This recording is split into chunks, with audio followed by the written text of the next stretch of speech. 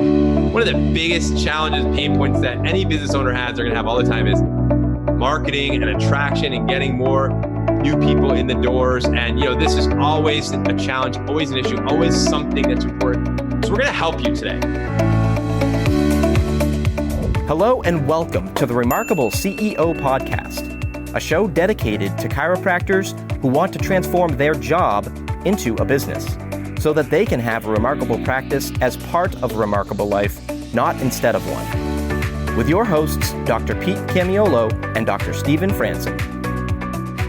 Hey everyone, welcome back to another episode of the Remarkable CEO Podcast. I'm Dr. Pete Camiolo. And I'm Dr. Stephen Franson. And we're excited to join you here today. Can you believe we're in the 2020s? What an amazing time. I don't know about y'all, but we have been just anticipating getting into the 2020s. We're now here. Hopefully you've got an awesome start to your year in your January. Dr. Stephen, I know you've had a chance to, I think, even hit the slopes this year. He's wearing he's got his beanie on, his ski hat, his remarkable ski hat. What's that all about? Yeah, man, I'm still cold. I'm here in New Hampshire and it is January 2020 and I'm still cold from New Year's Eve. We had a great ski trip with the whole family, met up with another couple of families. I think we had a total of like 22 or 24 kids between the ages of 18 and 8 years old. It felt like your house, Pete. We were at the ski house. It's right on a lake. We were going to ski the next day. We were there celebrating New Year's. And there's a tradition that we jump into the lake at midnight. So barefooted, some people in boardies, shorts, no shirts, whatever. It was 20 something degrees out, 25, 26 degrees out or whatever. And we just ran through the snow, ran out on the dock all the way out to the end of the dock. And everybody's just jumping in the water and we swam ashore. Man, what an awesome way to just charge the body and get everybody ready for the new year. And of course the dads had to play lifeguard. So we were in the water a little longer than we wanted to be, but man, what a way to kickstart the year. And everybody poured into the sauna. We had a blast. This is a great kick. Man, I love it. That's so cool, man. It's interesting, but that is a great way to shock your body. There's so many health benefits to that as well, but man, what a way to ring in the new year. And you know what? It's interesting that you bring that up. My family and my kids, we've been doing not as cold of water on as cold of days, I don't think, but we've been making that a ritual as much as possible. And there's just something really exhilarating about that. That's an episode for another day to talk about the health benefits of the ice bath. But I'll tell you, a lot of times coming into New Year can feel like a shock to a lot of people, a lot of CEOs. And we just want to make sure that doesn't happen to you this year, that as you have crossed into the 2020s, which it's a new year, you're in January, February, the time of year you're probably listening to this episode. If you're catching this later on in the year, this always applies. What we're going to talk about today in our episode is just so powerful. We're talking about a concept that you don't get what you want, you get what you measure. And obviously, if you saw the title right before you clicked on the podcast today, you know that that's what we're going to get into. So we're going to dive into this. This is such an important subject matter. This is near and dear to your heart, I know, Dr. Stephen, because you're going to share with us kind of where this even concept birthed from. But I'm going to say this right now to you as a listener. We've got a tool for you that we're going to give you at the end of this episode that I'm just really excited about. It's a form that's going to help you troubleshoot how to run a more remarkable practice. It's such an amazing gift. And we're going to give that to you at the end of the episode. I just wanted you to know that today, that we do have a giveaway for you. It's been a minute since we gave you guys something. We want to give you a gift starting here into the beginning of the new year. But Dr. Stephen, let's talk about, talking about this idea that you don't get what you want, you get what you measure. Where did this come from? Yeah, Dr. Pete, it comes, it's from the spirit of like what you focus on grows, right? So what we teach on the 6 sides of the Rubik's Cube is the energy component, right? So what you focus on grows. And it came out of the very first content that I ever released to the chiropractic profession, probably like 8 years ago. I had a blog that I was posting every week. Essentially, what was coming out of my trainings is, we've talked about before. I had the privilege of having 39 associate doctors that I raised in the practice, and there were lessons that came out of that for sure that have actually filled a book or two. And one of those was, you don't get what you want, you get what you measure, right? So there's a whole series that I wrote. The first, I think, 5, 6, 7 blog posts that I wrote for my blog was, you don't get what you want, you get what you measure. And then I also did, you don't get what you want, you get what you reward. And you don't get what you want, you get what you model. And you don't get what you want, you get what you tolerate, right? So there's this whole you don't get what you want series. I love the concept of you don't get what you want, you get what you measure. Thought it was a great way to have this conversation around the metrics of the practice: attraction, conversion, retention, and collections. Yeah, this is such an important subject because this is not necessarily sexy to talk about when we talk about our metrics. But when push comes to shove, when you think about your business, it all boils down to the numbers, right? You got to know your numbers if you're going to know your business. And you either are going to own your business or your business is going to own you. And it really boils down to your knowledge, your understanding of your business. And this is all what the metrics do. They give you knowledge, they give you insight so that you can have wisdom in making decisions, better decisions moving forward. As a business owner, you're constantly making decisions. And a lot of people's lives hinge on your decisions as a CEO of your business. And so it's very important, number one, that we have metrics. We've talked about this in some of the previous episodes as well. Even when we talked about the goal setting for even this year, you couldn't successfully goal set for this year had you not assessed last year and the year before. What were you assessing? You were assessing metrics, right? You are assessing these things. So we've talked about that. So we want to double click deeper into the domains of your practice, which we know there you'll have attraction, you have conversion, you have retention, and you have your team. We're going to do attraction today. We're going to dive into the attraction. You know, Dr. Stephen, you and I both know this, but one of the biggest challenges, pain points that any business owner has, they're going to have all the time is marketing and attraction and getting more new people in the doors. And, you know, this is always a challenge, always an issue, always something that's important. So we're going to help you today. If you've been wanting to upgrade your marketing and upgrade your attraction factor and have your business become more of an attraction machine and more remarkable attraction in your business moving forward, this is going to help you because this is about stewardship. It's about ownership. It's about leadership. And this is going to help you win in this area. Yeah, Dr. Pete. And for just a moment of transparency here, I was like, I think I probably have a reputation as the systems guy and as, you know, the numbers guy, the metrics guy, the vital signs guy, all that. And it's just like, oh yeah, Franson loves stats. He loves metrics. He loves Excel spreadsheets. The truth is it is not right. So I personally, I'm like allergic to Excel spreadsheets. I that's not my thing. I hate poring over reports and stats and numbers and metrics. I always did. But the only thing I hate more than that is not knowing my business, right? So not knowing my practice and being a good steward, right? So Lara Dominion says you're going to be blessed categorically where you demonstrate the capacity to manage well the things that you've been trusted with. Now, you know, the best way to see that hit the ground is tracking your statistics. So you actually recognize that these numbers, these represent human beings, they represent families, right? So are you telling yourself stories or are you tracking your statistics? Those are the only two choices you have. It's table stakes to be an effective CEO that you have to know your metrics of your business. Now, you don't have to be the person that creates those metrics, tracks those metrics, creates those reports, et cetera. In fact, you shouldn't be. All of that information should be flowing to you as a CEO, right? So you should be getting all that information prepared for you, right? But you as the CEO, you have to tell your team what metrics you need. And that's what we're going to talk about on this series right now is like, what numbers does a CEO need to be able to look at? And we've got to be able to look at it on a regular basis. Has to be able to flow to us. They have to be easily accessible. We can't have to go looking for them. All that information, all those reports come to you, and you can be constantly taking a look at your practice. Not that you're just focused on numbers. We're focused on purpose, mission, people, but you have to have the data. So making sure that you're having these reports prepared for you, they're flowing to you so you can make informed decisions. Like as a CEO, we always say it should be 1 part gut, 2 parts data, right? So when you're making decisions for your business, they're informed decisions. Yeah, you just said so many important things, and hopefully, as a listener, you're hearing this, and it could be a very sobering conversation, and it should be, because the reality is that as a CEO of your business, this does fall as your responsibility, as far as setting the metrics. And then one of the things, Doc, you said was it's the information that's flowing to you, which means you actually have systems in place. You've got people. There's a whole process that enables this to happen and happen really well.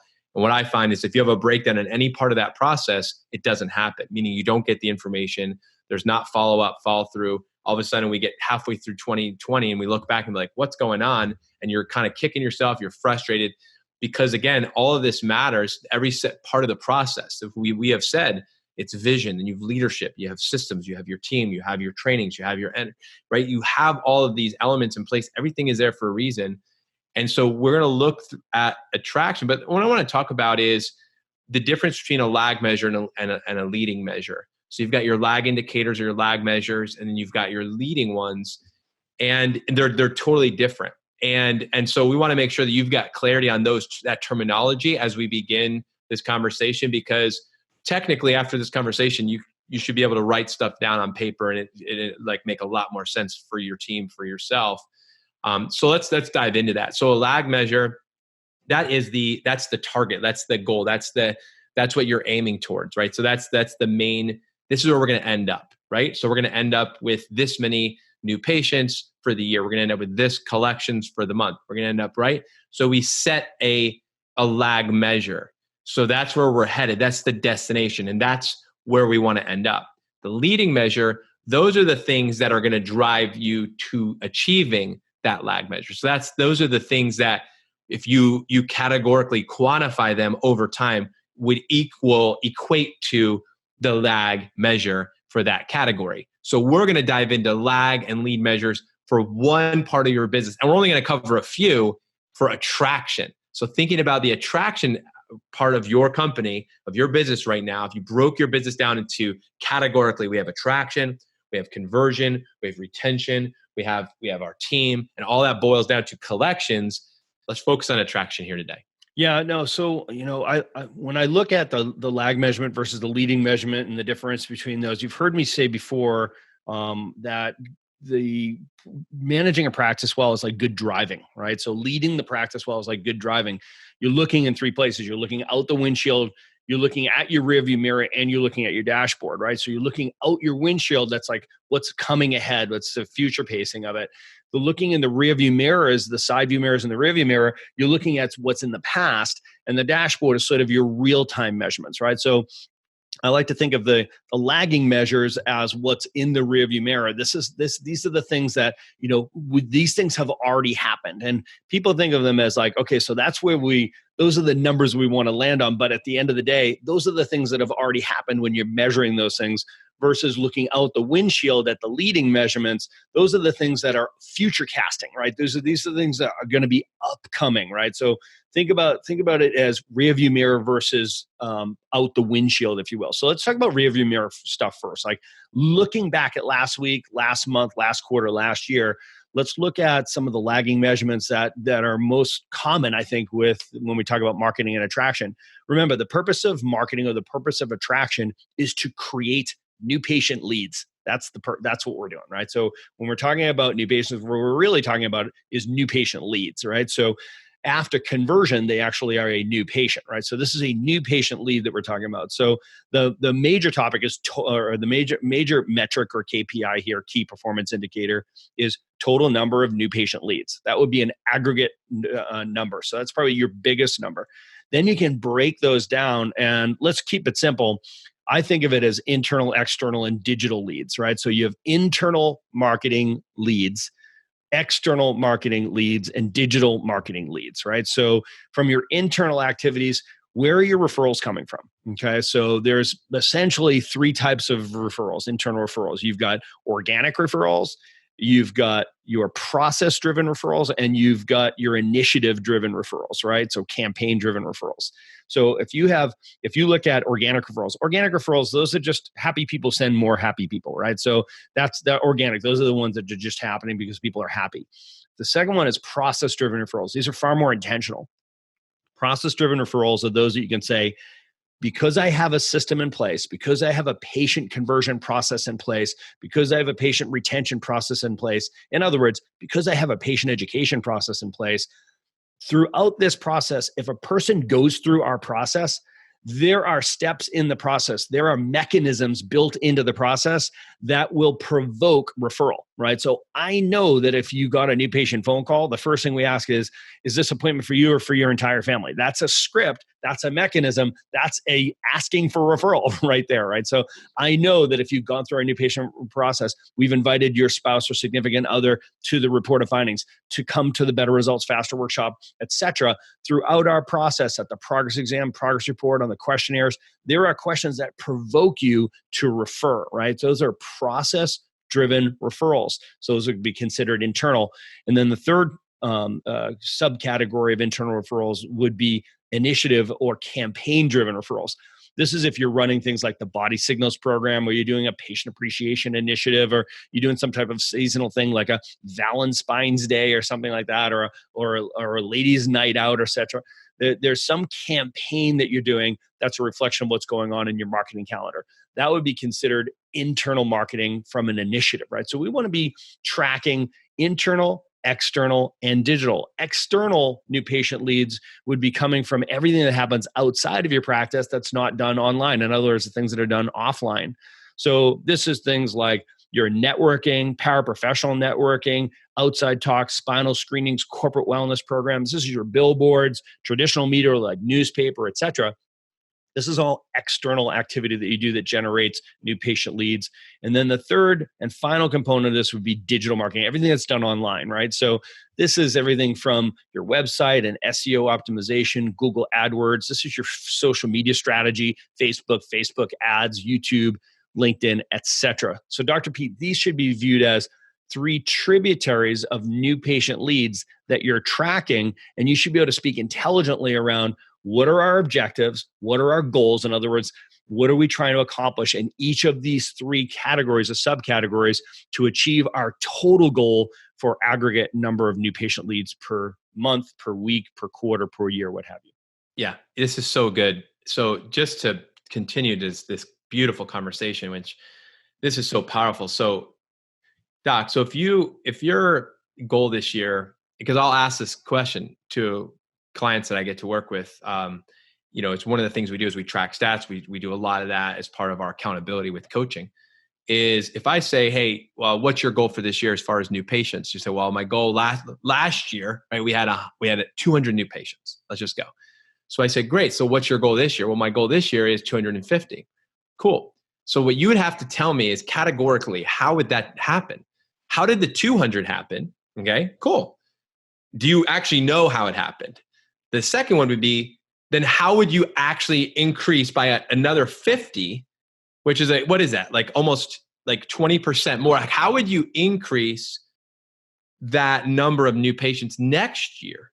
What are going to be the things you're going to continue to do? What are the things you're going to add, right, to that? And that's where this becomes, so you have the number, let's say 250. We're going to get 250 new ones this year. Cool.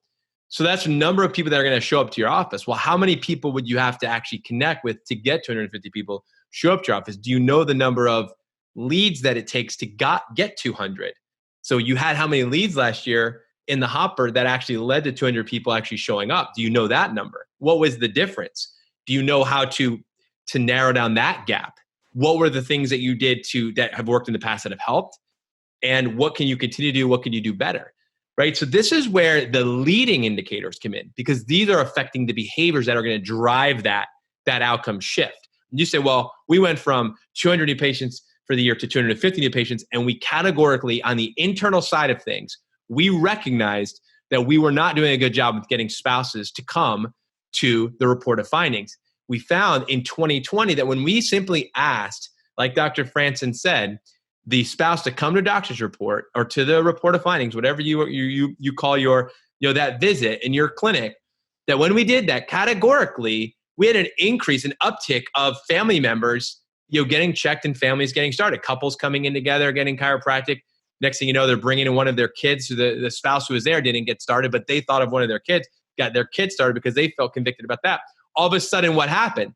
Your one new patient who was coming in for the report of findings became a family of 3. How did that happen? Well, we simply put it into our process. We're inviting to the report of findings systematically. We look at the paperwork. It says they're married. We have a standard procedure. We invite your spouse to come with you to your report of findings. We highly encourage it. Some people require it. Whatever the level is that you want to commit to, what did that do? So now I can track. I can say, well, how many spouses have we invited to doctor's report? Well, let's go back through our new patients for the month. How many people that came in that were married did we invite each one of them to the doctor's report or to the report of findings? We can actually measure that. So we can say, if we invite out of 20 new patients for the month, 16 of them were married, and out of the 16 that were married, 8 of them brought spouse to the doctor's report of findings. Out of those 8 that came, 4 actually took us up on the offer to get checked, and 3 actually got started, and 2 brought their whole family in. Wow. So what have I just done? I've taken 20 new patients, 16 with spouses, 8 showed up, 4 took us up on the commitment, 3 actually got started, and 2 of them brought their whole family in. What did I just do? I just did a multiple of my office growth. How did I do it? Through one very simple system. I simply invited the spouse or made it a process that part of our process to invite them. That's a leading activity. That's a leading activity that drives towards the lagging, the goal that we have for the year, the 250, where I didn't actually have to work necessarily any harder. I just had to be smarter about what I was doing. So a lot of this boils down to us really knowing our business, knowing what drives the outcomes. But it doesn't happen if we don't start with setting the metric. What's the goal? What do we want to accomplish categorically? So we looked at, that was just one example that I would use in my experience, in my clinic, of a internal process driven activity leading towards the outcome that we wanted to achieve, right? So that's just one example. And so there's more of them. I can give you another example. Another one would be, and this is the workshops. If you do workshops in your office, we do workshops, whether you're doing the body signals program, which by the way, if you haven't heard of that or you're not engaged with that, it's one of the most powerful kind of pretty much done for you systems that's out there. I wish I had known about that before.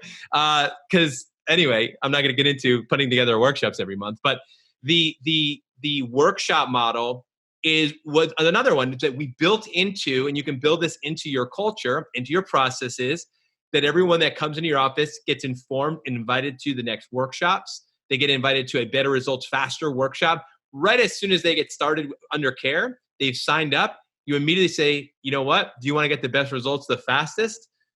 Who doesn't want that? So they come to the Better Results Faster workshop. They bring their spouse. They bring a friend, right, to that workshop.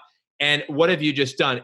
You've just increased the number of exposure that non-clients are going to have to you, which is a lead to you in a very warm environment. It's super warm. I mean, it's a really just a beautiful place with no stress, no strings, just inviting people in, and it's their opportunity to take the next step and respond. And you give them an opportunity to respond. It's a simple way to do it. We also integrated another model where you can invite them to, let's say, a dinner program. If you want to do a dinner workshop, if you want to keep it more straight chiropractic and you want to do a dinner workshop, you can turn your dinner workshop into a results into a themed workshop as well if you want to go that path. I mean, there's so many creative ways that you can do this. But what am I simply doing? I have a process in place that every new person that comes into our office who gets started with care is invited to bring someone that they care about and they love. And we have a whole process that goes through that and scripting to the workshop. That's it. It's very simple. We can track it. In our travel card, I can see this person started this day. This is the day they were invited to this workshop. They showed up to the workshop. They did or didn't show up to the workshop. They brought somebody to the workshop, right? We can check. And guess when I follow up with that? At the first reevaluation. I re-report, number 1, right? So at 12 visits in, a month under care, boom, we're already talking about there's what we had as their score. It was a report card. We had a report card. Every patient had a report card. And I would just and so we had the ability to report, here's where they're at. So I'm accountable to tracking it. My team is accountable to tracking it. The team, each one of them has a specific part of this process. The doctors have a part of the process and the patient has a part of the process. Guess what? Everybody's responsible. Expectations and agreements. So these are just examples of ways that you can start to create and put leading measures into your attraction part of your practice. Dr. Pete, let me just jump in there because I don't want them to miss something you just said there because you said it quickly, but it's deep and rich. So the expectations and agreements piece of this, remember, you don't get what you want, you get what you measure. Okay. So if you guys remember, think back to a few episodes ago when we talked about the importance of the scorecards. And as a CEO, you have scorecards for everybody on your team. Why do you have the scorecards? So that you give them focus points. This is what I want you to be focusing on now. Here are your 5 metrics. Here are your 5 numbers you're accountable to. Everybody's responsible. One person's accountable. Here's your metric. I want you to focus on this one thing. I want you to move this one number. Now, listen to what Dr. Pete just said there. So we figured out that if people brought their spouse to the workshop, that spouse would very often become a patient, right? So, okay, how about we measure the percentages of new patients that bring their spouse to the workshop? That's a KPI. That's a key performance indicator that leads to the outcome we're trying to accomplish. You don't get what you want, you get what you measure. What do we want? We want more new patients. We measure the percentage of people that bring their spouse or their significant other to the report. What else did we measure there? You don't get what you want, you get what you measure. We want more new patients. Okay, we figured out that if people bring a guest with them to the Better Results Faster workshop or the new patient orientation, that person very often becomes a patient. In fact, their families very often become patients. Well, that's what we want. So let's measure it, right? So it's like, what percentage of people bring a guest to the workshop? That's a KPI for your team member. You might say to your checkout CA, hey, listen, you're going to be the person scheduling people for the new patient orientation. One of your KPIs is going to be percentage of people that attend the workshop. And by the way, that should be 100%. Your second KPI would be percentage of people that bring a guest with them to the workshop. There's a second KPI there for them, right? You don't get what you want, you get what you measure. That's the activity that drives the outcome that you're trying to accomplish. Remember, you can't get your teams to do outcomes. You get your teams to do activities, right? So Dr. Pete, this just brings us to this great place of troubleshooting. It's like when you're looking at metrics and you say, well, we're either hitting our goals or we're not. If there's something that's underperforming, we've got to be able to troubleshoot it. Yeah. And so with that, I said at the beginning of the episode of this show that, we're going to give you a troubleshooting form. We want to explain a little bit how to use it, but we're going to let you know you can get it. So this is where, you can go to remarkablepractice.com/podcast. So the remarkablepractice.com/podcast, you can get the troubleshooting form there. It's a PDF. You can download it, print it off, and use it.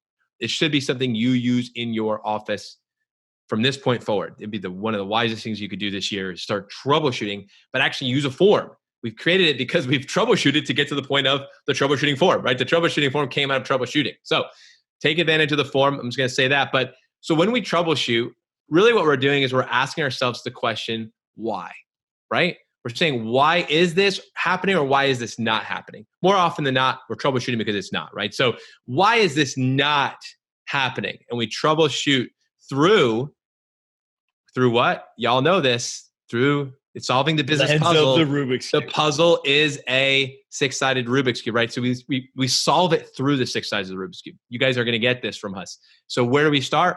We start with vision. All right. So you guys, I'm a car guy. Love cars. I love sports cars. I love performance. And when you look at I liken a great metaphor to a practice is like a car's engine, right? So an engine has a certain capacity for output. In other words, it'll produce a certain amount of horsepower. That's its potential, right? So engines get rated. Dr. Pete, let's pick a random engine. Let's call it, maybe it's the Targa 4 GTS, a Porsche 911 Targa 4 GTS. So I'll pull that one out of the air, right? So yeah. Let's say you've got a 485 horsepower rated engine, right? So that means that if you put it on a machine called a dynamometer, they can measure it and say, that's the amount of horsepower that this has the potential to put on the ground, right? So that's the rating for that engine. I look at every chiropractic office and every business, frankly, like it's an engine that has a certain potential for production. It's going to be able to produce a certain amount of horsepower.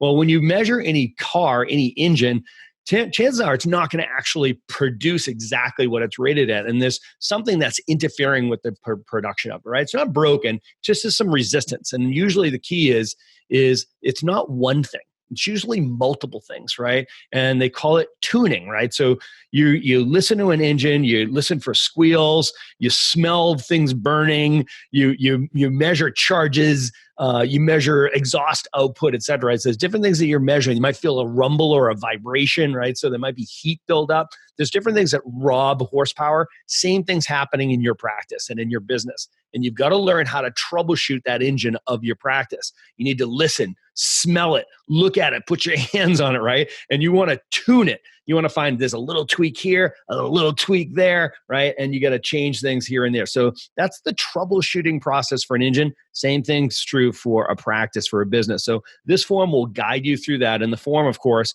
is taking a look at your practice and troubleshooting your practice through the lens of the Rubik's Cube, the 6 sides of the Rubik's Cube. So that being said, so we're talking about attraction right now. So if you're looking at your practice's attraction, the ability to generate leads from marketing, and you say, you know what, we're measuring internal, external, and digital marketing. Let's say that your internal marketing, for whatever reason, is underperforming. You set goals and it's underperforming, or the numbers are trending downward, or what have you. You want to troubleshoot it. You want to figure out exactly why is it trending downward? What's not working here, right? So you don't want to just do what most owner-operators would do, which is just push harder, work more, try harder, work longer, add hours. Let's throw people and money at it. That's what owner-operators do. Well, you're a CEO, and that's not what CEOs do. We troubleshoot it, and we come up with answers. And we say, okay, so why is this underperforming? Let's troubleshoot it. So first thing we want to do is say, okay, so when it comes to our internal marketing, is this a vision issue?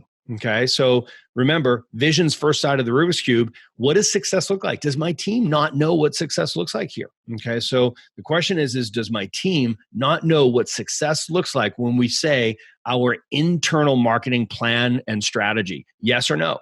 If the answer is no, we know exactly what what success looks like in internal marketing in our practice. We have total clarity there, Doc.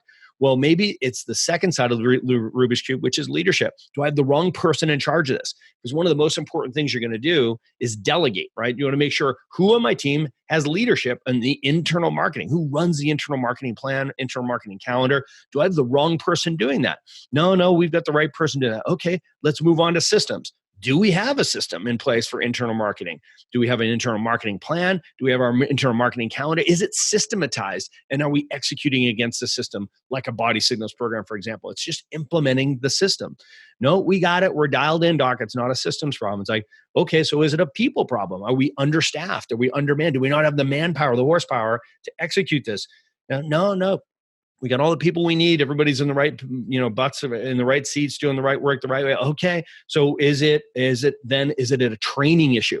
Well, we have the right system, we have the right people, but they just haven't been trained properly. And there's a gap here in the training. So their heads are right, their hearts are right, but their hands aren't right yet. They don't have their hands right. They don't have the skills. We haven't trained them up yet. And be like, well, no, actually, they're pretty skilled at it. It's like, okay, so let's go to the 6th side of the Rubik's Cube. And of course, that's energy, right? So when we look at energy, what we say is, have we not made it important?